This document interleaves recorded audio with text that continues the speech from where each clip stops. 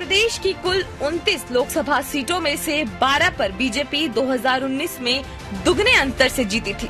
इस बार इसमें से 10 पर मार्जिन पहले से भी बढ़ सकती है। बाकी 2 सीटों में एक विदिशा है। यहाँ कांग्रेस ने पूर्व सांसद प्रताप भानु शर्मा को उम्मीदवार बनाया है। प्रताप भानु 7वीं और 8वीं बार लोकसभा में विदिशा से सांसद रह चुके हैं। 1991 में शिवराज और भानु पहले भी टकरा चुके हैं। इसमें शिवराज ने जीत हासिल की थी।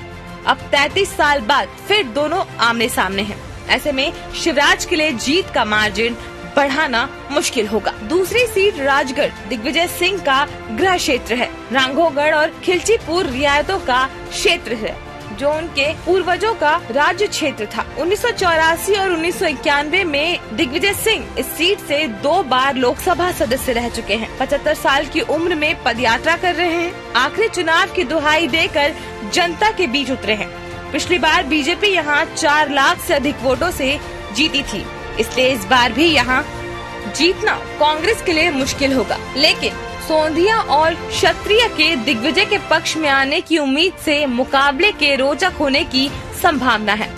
सोंधिया यहाँ बड़ी संख्या में है। कांग्रेस ने एक हारी हुई लड़ाई लड़ी। पहले उनने खजुराहो में प्रत्याशी छोड़ा। कांग्रेस ने समाजवादी मिली भगत से कांग्रेस को मालूम था कि खजुराहो उनकी निश्चित हार है। बाद में समाजवादी पार्टी ने भी प्रत्याशी बदला और जब फार्म भरने का मौका है तो आप सबको मालूम है, और वही स्थिति फिर दोहरा रहे हैं कि अब मंडला के अंदर उनके प्रत्याशी का फोटो नहीं लगा रहा है, भाजपा के प्रत्याशी का फोटो लगा रहा है। इसका मतलब कांग्रेस गंभीर नहीं है।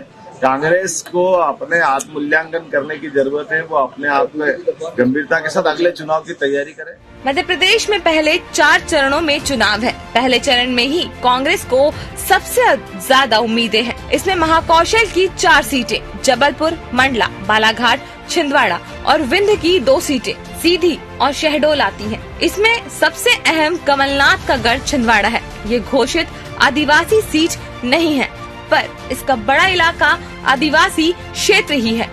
अटल लहर और मोदी लहर में भी बीजेपी इसे जीत नहीं सकी थी। इस बार इसे जीतने के लिए बीजेपी ने सारी ताकतें लगा रखी हैं। अमरवाड़ा विधायक और छिंदवाड़ा मेयर समेत कांग्रेस के सबसे ज्यादा नेता भी यहीं से बीजेपी में ज्वाइन कराए गए हैं। ऐसे में इस बार यहाँ मुकाबला बराबरी का है। कांग्रेस के हिसाब से दूसरी सबसे अहम सीट मंडला है। बीजेपी के केंद्रीय मंत्री फग्गन सिंह कुलस्ते विधानसभा में हार चुके हैं। कांग्रेस के पूर्व विधायक ओमकार मरकाम यहां से लड़ रहे हैं। आदिवासी बहुल सीट पर गोंड आदिवासी का प्रभाव है। इसके अलावा आदिवासियों के आरक्षित सीटों धार, खरगोन, रतलाम, शहडोल, बैतूल में बीजेपी की हवा दिखाई दे रही है, लेकिन उतनी नहीं जितनी शहरी क्षेत्रों में है। रतलाम में 4थे चरण में मतदान है। यहाँ पूर्व मंत्री कांतिलाल भूरिया लड़ रहे हैं, जो प्रदेश में भीलों के सबसे बड़े नेता हैं। यहाँ की राजनीति भीलों और उनकी उपजाति भिलाला पर टिकी है। आदिवासी शब्द का मतलब वो लोग जो इस देश के, इस जमीन के पहले मालिक थे। मतलब आदिवासी का मतलब अगर आप पहले मालिक थे तो जमीन पर, जल पर, जंगल पर, देश के धन पर आपका हक बनता है। पिछले चुनाव में ग्वालियर चंबल क्षेत्र में कांग्रेस की कमान संभालने वाले ज्योतिरादित्य सिंधिया अब बीजेपी में केंद्रीय मंत्री हैं। वो उसी गुना शिवपुरी सीट से चुनाव लड़ रहे हैं, जिससे पिछली बार केपी यादव हारे थे। इस बार केपी यादव का टिकट काटने के बाद कांग्रेस ने सहानुभूति के लिए यादव कार्ड ही खेला है। इसमें यादवेंद्र यादव को टिकट दिया गया है। ऐसे में सिंधिया अपने क्षेत्र से बाहर नहीं निकल पाए। ग्वालियर चंबल का बाकी क्षेत्र विधानसभा अध्यक्ष नरेंद्र तोमर की देखरेख में है। इसमें मुरैना में बीजेपी के शिव मंगल तोमर के सामने कांग्रेस के सत्यपाल सिंह सिकरवार को उतारा गया है। राजपूत वोट बैंक में सिकरवार परिवार का अच्छा दखल है। इसमें मुकाबला रोचक है। ग्वालियर में तोमर के करीबी भारत सिंह कुशवाहा मैदान में है। कांग्रेस ने प्रवीण पाठक को मैदान में उतारा है, जो ब्राह्मण चेहरा है।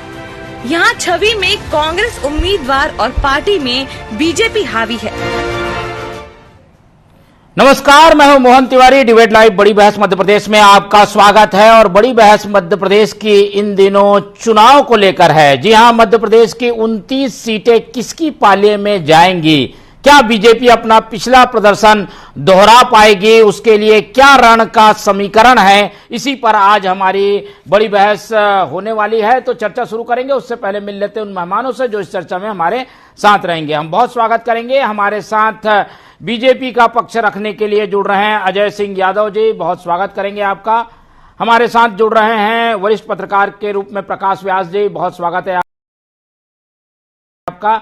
और हमारे साथ कांग्रेस का पक्ष रखने के लिए मौजूद हैं रितेश त्रिपाठी जी, बहुत स्वागत करते हैं आपका। तो तीनों मेहमानों का स्वागत है। और जैसे कि हमने बताया कि आज हम ओवरऑल एक चर्चा करने की कोशिश करेंगे और इस डिबेट के जरिए जानेंगे कि किसका पलड़ा भारी हो सकता है इस लोकसभा चुनाव के महासमर में, क्योंकि बड़े नेताओं की प्रतिष्ठा दांव में लगी हुई है और इसीलिए बड़े नेताओं का लगातार मध्य प्रदेश में दौरा हो रहा है। मोदी जहां रोड शो कर रहे हैं, वहीं राहुल लगातार सभाओं के जरिए माहौल बनाने की कोशिश कर रहे हैं। पहली प्रतिक्रिया हम सत्ता पक्ष की ले लेते हैं। बीजेपी से यादव जी हमारे साथ हैं। यादव जी, क्या लग रहा है, पिछला प्रदर्शन आप लोग दोहरा पाएंगे? और जो एक तरीके से लक्ष्य लेकर बीजेपी चल रही है कि दुगने अंतर से हराना है, तो ऐसी करीब 12 सीटें तो पिछले बार थी, इन सीटों को और बढ़ाने की कोशिश है।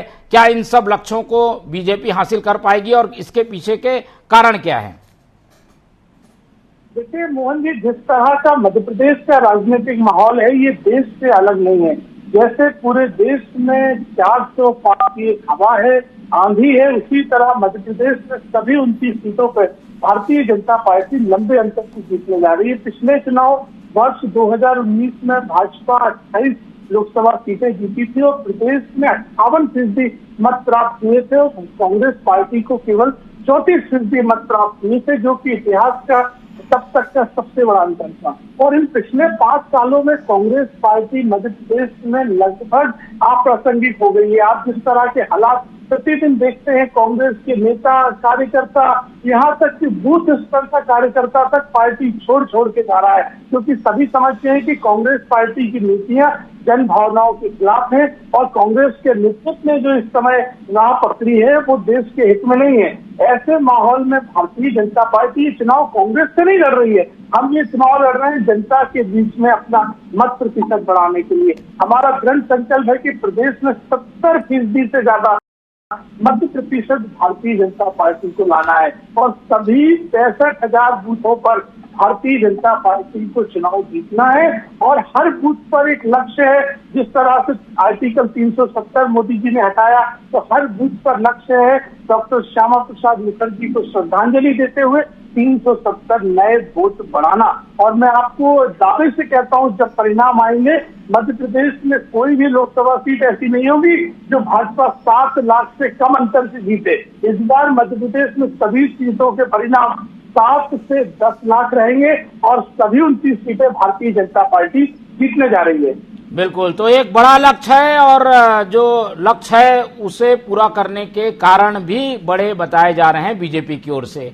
कांग्रेस की ओर से त्रिपाठी जी बड़ी ध्यान से इन सब बातों को सुन रहे थे, उनसे जवाब की उम्मीद करते हैं और ऐसा तीखा जवाब भी चाहेंगे जिससे कि ये जो लक्ष्य है वो उसकी सच्चाई सामने आ सके। त्रिपाठी जी, बीजेपी ये पर प्रदर्शन लगातार दोहराते आ रही है। 14 में भी इस तरीके के प्रदर्शन आए, उसके बाद फिर 19 में भी आए, अब ये फिर से चुनाव में सामने हैं, बड़ा लक्ष्य लेके चल रहे हैं। इतने वोटों से जीतने की बात हो रही है जो कि सामने वाले प्रत्याशी से डबल हों। ये इस दावे में कितना दम देखते हैं आप? देखिए, जैसा कि भारतीय जनता पार्टी का शुरू से ये रहा है कि ये कांग्रेस मुक्त भारत बनाते बनाते कांग्रेस युक्त भारतीय जनता पार्टी इन्होंने बना डाली। चाहे आपकी गुना सीट हो, चाहे आपकी छिंदवाड़ा सीट हो, चाहे आपकी जबलपुर सीट हो, कांग्रेस से निर्वाचित जनप्रतिनिधियों को अपनी पार्टी में मिला के अब इन्होंने आज भारतीय जनता पार्टी में लगभग 70% से अधिक बूथ से लेकर सेंटर तक, अभी परसों हमारे राष्ट्रीय प्रवक्ता को इन्होंने गौरव वल्लभ जी को सदस्यता दिलवाई, हमारे छिंदवाड़ा से महापौर को सदस्यता दिलवाई, इसके पहले वहां से विधायक जी को सदस्यता दिलवाई, इसके पहले इन्होंने अपने हमारे जबलपुर के महापौर को सदस्यता दिलवाई। तो पूरी तरह से की नीति और नीति धरातल पर पूरी तरह से नाकाम साबित हुई है। मोदी नाम से अपना काम चलाना चाहते हैं, पर जनता जानने लगी है कि मोदी सिर्फ एक ब्रांड, नाम के ब्रांड है, इनका असली ब्रांड इलेक्टोरल बॉन्ड है। इलेक्टोरल बॉन्ड के दम पर ये जो विपक्षी पार्टियां हैं उनके खातों में सीज करवाते हैं, एंड चुनाव पे उन पर ईडी और सीबीआई की रेड मरवाते हैं। और आपको बताते हुए मुझे बहुत शर्म महसूस हो रही है कि जब यूपीए की सरकार के बाद लगभग 48%, जी हां 48% अधिक छापेमारी ईडी ने की है और विपक्ष के 95% विपक्षी नेताओं के ऊपर इन्होंने कार्रवाई की है, जिनकी संख्या लगभग 116 है। दूसरी बात, देश के महानतम घोटालेबाजों को इन्होंने भारतीय जनता पार्टी में ब्लैकमेल करके लेके आए। ये मोदी जी का नाम भी दरअसल भ्रमित करने के लिए जनता को लाते हैं। लेकिन इससे कांग्रेस की कमजोरी भी तो झलकती है त्रिपाठी जी। लेकिन आपके पार्टी को कोई छोड़ के जा रहा है, वो आपकी कमजोरी भी है। आप ये कि इनकी कमजोरी या इनकी आलोचना कर रहे हैं, लेकिन इससे कांग्रेस की भी तो आलोचना हो रही है कि वो अपने लोगों को संभाल नहीं पा रही है। जी बिल्कुल सही आपने कहा। मैं आपसे पूछना चाहता हूं, देश के 2 निर्वाचित मुख्यमंत्रियों को, चाहे हेमंत सोरेन हो जो कि आदिवासियों का सबसे बड़ा चेहरा थे पूरे देश में, चाहे दिल्ली में चुना हुआ मुख्यमंत्री अरविंद केजरीवाल हो, संविधान को पूरी तरह से धता बताते हुए, संविधान के नियमों को उल्लंघन करते हुए इन्होंने 2 मुख्यमंत्रियों को जेल में डाल दिया। आप सोचिए, छोटे छोटे निर्वाचित प्रतिनिधियों को, चाहे महापौर हो, मैं खुद जिला पंचायत सदस्य प्रतिनिधि हूं, चाहे जनपद सदस्य, चाहे सरपंच, यहां तक कि मेरे पास ऐसे सरपंचों की भी डेटा है जिनने कहा कि हमें ₹1 फंडिंग इसलिए नहीं दी जा रही क्योंकि हम विपक्ष के नेता है। जब आप चुने हुए जनप्रतिनिधियों की पूरी फंडिंग ब्लॉक कर देंगे, आप जो व्यक्ति जनता की आवाज को उठाएगा उसको आप जेल में डाल देंगे, आप उनके ऊपर ईडी और सीबीआई की कार्रवाई करवाएंगे, तो मजबूरी है कि उनको बच्चे पालने, उनको पेट पालना, उनके घरों के बुलडोजर।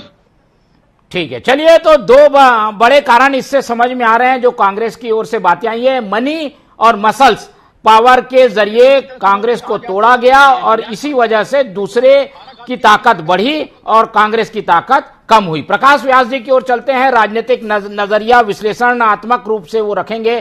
प्रकाश जी, आऊंगा त्रिपाठी जी, आपकी बात आ गई है।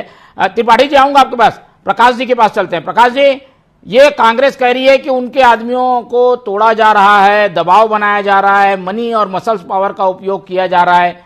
क्या इन सब का फायदा बीजेपी को मिल जाएगा या इसका एक बैकफायर भी हो सकता है? आपका क्या आकलन है मध्य प्रदेश के नजरिए से?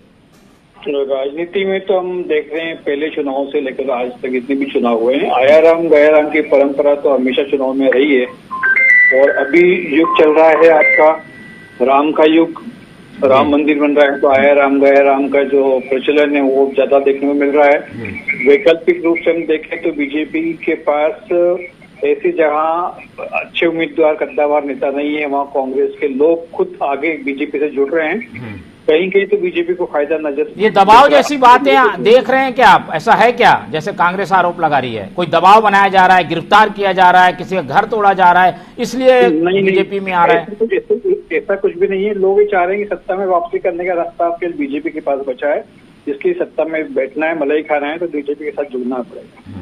जी चलिए, तो ऐसे लोगों को अवसरवादी भी कह सकते हैं। चलते हैं यादव जी के पास। यादव जी, लेकिन ऐसे कांग्रेस से आए हुए लोगों को आप सर पर क्यों बैठा रहे हैं, जो कि इसलिए केवल आ रहे हैं कि उनको मालूम है इस बार सत्ता बीजेपी के पाले में आने वाली है, तो चलिए उधर जो जीतेगा उसके तरफ चले जाते हैं ऐसे लोग। उनको आप अपने देवतुल्य कार्यकर्ताओं के ऊपर बैठा रहे हैं, ये कितना सही है? ये पार्टी में रिएक्शन नहीं होगा बाद में इसको कैसे आप लोग मैनेज करेंगे? देखिए तिवारी जी, जिस तरह से सार्वजनिक क्षेत्र में कोई भी व्यक्ति कार्य करता है तो वो जन भावनाओं के खिलाफ नहीं जा सकता है। तो आज जो लोग राष्ट्रवाद की भावना के साथ और भगवान राम की प्राण प्रतिष्ठा के मुद्दे पर कांग्रेस पार्टी के हाईकमान के स्टैंड से नाराजगी जताते हुए भारतीय जनता पार्टी में शामिल हुए, उनका स्वागत है। वो हमारी रीति नीति के साथ जुड़कर भारतीय जनता पार्टी में स्वागत में है। कांग्रेस पार्टी के घर में इस तरह के हालात हैं कि वो समझने को तैयार नहीं है। आईने फूल आंखों में और आईना साफ करने में लगे। कांग्रेस के नेता कहते हैं कि लोग दल बदल दबाव में कर रहे हैं। मैं एक बात पूछता हूँ, 4-5 महीने पहले विधानसभा चुनाव के समय कांग्रेस पार्टी के तमाम नेताओं ने प्रदेश में एक हवा बनाई थी झूठी कि हमारी सरकार आ रही है। उस जमाने में बड़े पैमाने पर लोग कांग्रेस में शामिल हुए। उस समय केंद्र और राज्य दोनों जगहों पर भारतीय जनता पार्टी की सरकार थी। अगर किसी तरह के दबाव या किसी तरह की संस्थाओं का दुरुपयोग का मामला होता तो उस समय इतने बड़े पैमाने पर कांग्रेस में लोग कैसे शामिल हो रहे थे? ये कांग्रेस पार्टी जमीनी सच्चाइयों को नहीं समझ पा रही है। आप मुद्दे नहीं समझ पा रहे हैं। आप कहते हैं भगवान राम की प्राण प्रतिष्ठा हमारे लिए कोई मुद्दा नहीं है, हमने सही किया, आमंत्रण ठुकरा के। अगर सही किया तो अपने घोषणा पत्र में डालिए कि हम प्राण प्रतिष्ठा के आमंत्रण के खिलाफ थे और जनता के बीच में जाइए। आप कहते हैं आर्टिकल 370 हमारे लिए मुद्दा नहीं है, उसे हटाने का मुद्दे को हम जनता में नहीं मानते, तो आप जनता के बीच में रखिए कि हम वापस लाना चाहते हैं ऐसे नियमों को।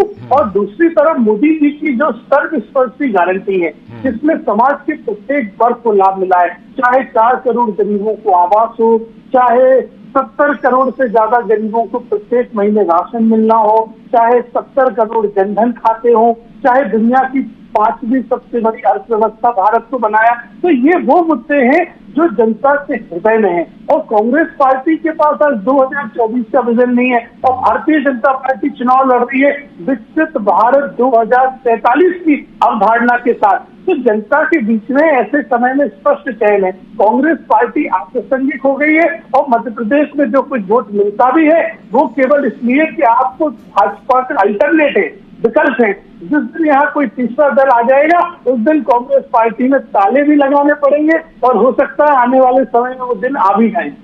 ठीक है, चलिए बीजेपी का अपना अलग तर्क है, लेकिन कांग्रेस से एक बार फिर से इस संबंध में प्रतिक्रिया ले लेते हैं। त्रिपाठी जी, ये उदाहरण जैसा कि यादव जी ने बताया कि पिछले विधानसभा चुनाव में तो आपकी ओर लोग आ रहे थे, ना कोई दबाव था ना कुछ था, लेकिन लोगों को लगता है कि जिसकी सरकार आ रही है उधर ही चलो। ऐसे लोग आपकी पार्टी में ज्यादा हैं, शायद इसीलिए इनके यहाँ तादाद बढ़ रही है। अब इसका डैमेज कंट्रोल कैसे करेंगे आप? ये चीजें तो हो गई कि कुछ लोग चले गए, लोग ना जाए, वोटर ना जाए, इसके लिए पार्टी क्या कर रही है? ठीक है, मैं one by one Yadav ji के सवालों का जवाब देना चाहता हूं। इन्होंने भगवान राम की बात की। मैंने कहा यदि इतने ही धार्मिक भारतीय जनता पार्टी है तो ऐसी क्या आवश्यकता थी कि ठीक आचार संहिता लागू होने के 10 दिन पहले बिना नक्षत्रों को देखे हुए गलत तिथि का चयन करते हो, जिसमें शंकराचार्य, देश के शंकराचार्य जो देश के धर्म की ध्वजा वाहक होते हैं वो तक इनसे रुष्ट है। और आज देश में पहली बार ऐसी परिस्थितियां बन गई कि चारों शंकराचार्य अपनी अपनी पीठ से निकलकर संसद का घेराव करने के लिए दिल्ली की ओर बढ़ चुके हैं।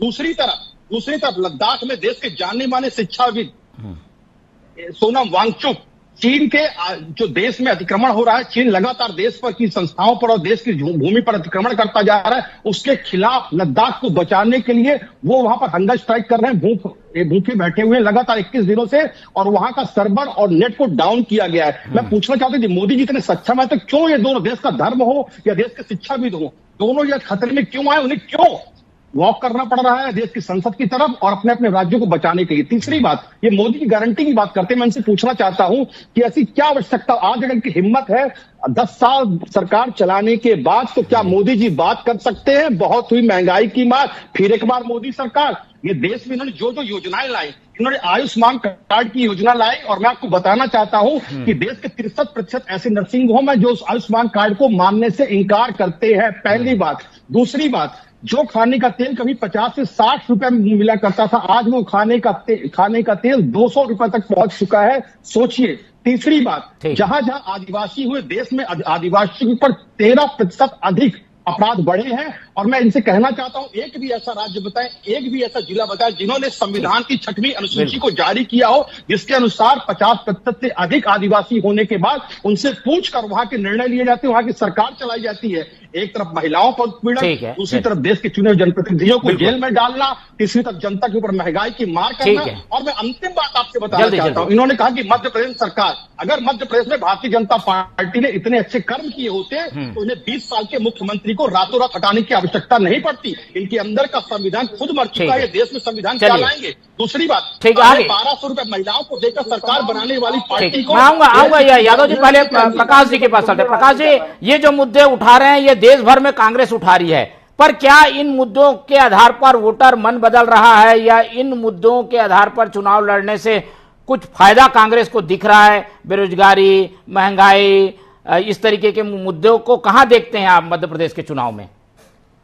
कांग्रेस का हाल उस डॉक्टर की तरह हो गया है कि मरीज जा रहा है टाइफाइड का इलाज कराने और कांग्रेस दवा दे रही मलेरिया की जी। तो जो मुद्दे की बात कर रहे हैं वो मुद्दे कहीं भी लोकसभा क्षेत्र चुनाव में नहीं दिख रहे हैं। मुद्दा तो कुछ विपक्ष ने खड़ा ही नहीं किया अभी तक, और ना मुद्दा खड़ा करने का मौका पिछले 5 साल में बीजेपी ने, मोदी जी ने दिया है। मुद्दे जो खड़े करे इनके विरोध में ही खड़े हुए हैं, चाहे वो भ्रष्टाचार का हो, चाहे जो है पार्टी में टूट फूट का हो या आपसी घालमेल का हो, सब मुद्दे विपक्ष ने दिए हैं बीजेपी को। बीजेपी ने भी मुद्दा कांग्रेस का विपक्ष के हाथ में लगने नहीं दिया। तो लोकसभा चुनाव एक तरफा जा रहा है। केवल राम मंदिर का मुद्दा के लो, हिंदुत्व का मुद्दा के लो, ये मुद्दे हैं जो लोगों को अपील कर रहे हैं और बीजेपी बड़े बहुमत से सरकार में आ रही है। इसमें कांग्रेस भी जानती है, विपक्ष भी जानता है कि इस बार उनकी पुरानी सीटें भी दोहराना मुश्किल है। यादव जी, चलिए शुक्र मनाइए, इस तरीके के मुद्दे जो है वो जनता स्वीकार नहीं कर पा रही है, शायद इसलिए आपको फायदा मिल रहा है। लेकिन ये मुद्दे जायज हैं, इसके सवाल तो खड़े हैं, इसका जवाब क्या देंगे आप? आखिर ये महंगाई बढ़ी है, बेरोजगारी जैसे मुद्दे है ही हैं, इसका क्या जवाब है? विकास हुआ, मैं उनके एक उदाहरण देता हूँ। जी जी, जल्दी समय के समय जब देश में 350 स्टार्टअप होते थे, आज लाखों स्टार्टअप काम कर रहे हैं, लोग स्वरोजगार दे रहे हैं। देश में अकेले ईपीएफ में 2014 तक 10 करोड़ लोगों के खाते थे, जो कि आज 30 करोड़ से ज्यादा हैं। तो कहीं ना कहीं 20 करोड़ नए लोगों को अब विभिन्न सेक्टरों में रोजगार मिले हैं, तभी तो ईपीएफ के माध्यम से उनके रजिस्ट्रेशन हुए। और दूसरी तरफ पर कैपिटा इनकम जो 10 साल पहले 50,000, 55,000 थी, वो 1,20,000 रुपए पर कैपिटा इनकम पहुंची है। तो देश में उन्नति भी हुई है, तरक्की भी हुई है, लोगों की लाइफस्टाइल भी बदली है और दुनिया में भारत का मान भी बढ़ा है। पहले हम दुनिया से आयात करते थे, आज दुनिया हमारी तकनीक को लेता है। तो कांग्रेस पार्टी कभी समझ नहीं पाएगी, क्योंकि कांग्रेस पार्टी अप्रासंगिक है। उनके नेता राहुल गांधी, दिग्विजय सिंह जरूर बेरोजगार हो गए, जिनके रोजगार के लिए कांग्रेस के नेता प्रयास कर रहे हैं, लेकिन जनता भ्रम में नहीं आने वाली है। ठीक है, चलिए मुद्दों को साइड करते हैं, दावे ले लेते हैं। समीकरण कई तरीके के हैं, लेकिन त्रिपाठी जी, अब दावे की अगर बात आएगी तो आप कितना पीछे बीजेपी को ले जा पाएंगे? त्रिपाठी जी, मैं पहले तो इनकी 2-3 बातें कर देता हूं। नहीं, समय कम, जल्दी हम आ गए, वो मुद्दों की बात हो गई, अब दावे कर दीजिए और एक बड़ा फैक्टर बता दीजिए। एक लाइन जोड़ना चाहूंगा, पहली बात तो पत्रकारिता पूरी तरह से कहा जाए तो सत्ता के समक्ष शरणागत हो चुकी है, इसमें कोई झूठी बात नहीं है। दूसरों पे आरोप लगाने से नहीं चलेगा ना। उनको एक न्यूट्रल एक वो रहना चाहिए, व्यू होना चाहिए उनका।